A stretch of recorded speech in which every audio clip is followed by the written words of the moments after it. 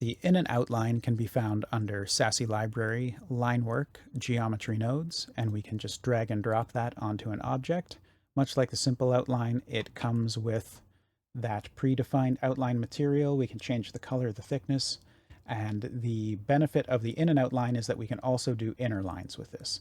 So it looks like Suzanne's already maybe got some inner lines, but let's make a few more here. So I'm going to go tab into edit mode. I'm going to select whichever edges I want to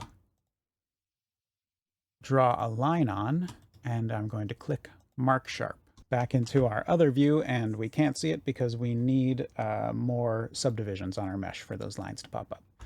So we've got these eyebrow lines here. Let's add some more, so we'll get some outlines happening there, there, mark them sharp. Now we can see we've got lines, so if we undo all that, you can see kind of where we started and where we ended up. You can add them anywhere that you want those extra lines to be, to give that a tiny bit of extra definition. I find under the nose is a good spot. Looks like I got two there.